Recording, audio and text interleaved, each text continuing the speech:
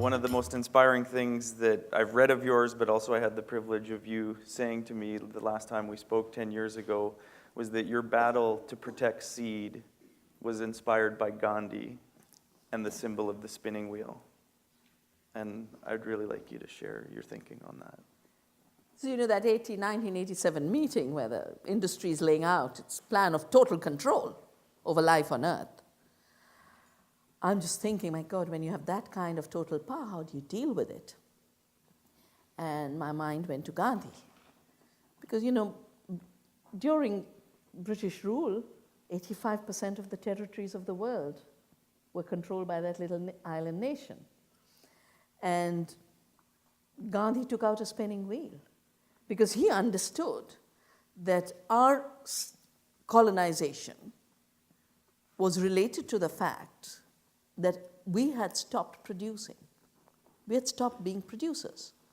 Our cotton was being taken to England, our indigo was being taken to England, everything was being done under forced cultivation.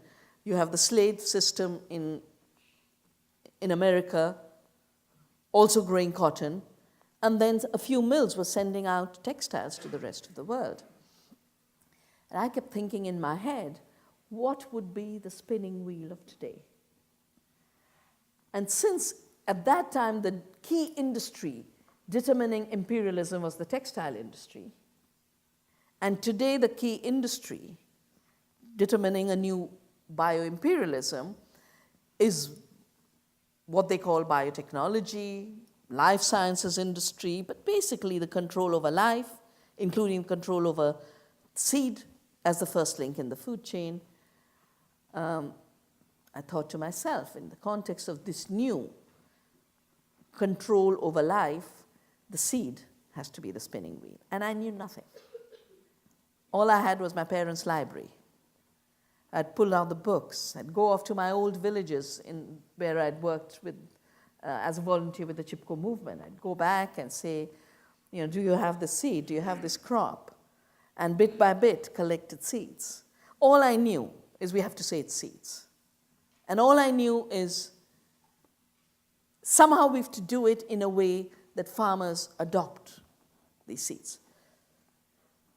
So organic farming became necessary because you couldn't give these seeds to farmers and expect them to do chemical agriculture. They had to change their mindset. And initially, I would encourage farmers to grow these crops through organic methods on their farms. And then I realized we have to get better organized about it, and we started creating community seed banks. And the reason we call them community seed banks is because the whole idea of patenting life is based on privatization of seed and biodiversity. And we believe seed is a commons to be shared. And it is a duty that we have. So our membership, and we have a network of 500,000 farmers who've pledged to this membership. Our membership is very simple. We basically say, we've received these seeds from our ancestors. We owe it to our future generations to hold these seeds and pass them on in the diversity, health, and richness with which we receive them. We will not obey any law that comes in the way of our higher duty to save and exchange seed. No law will prevent us from doing this. And, you know, our government tried 2004 to introduce a seed law that would make it illegal for us to have native seeds. And we did a seed satyagraha, which is the Gandhian action. Satyagraha means the fight for truth.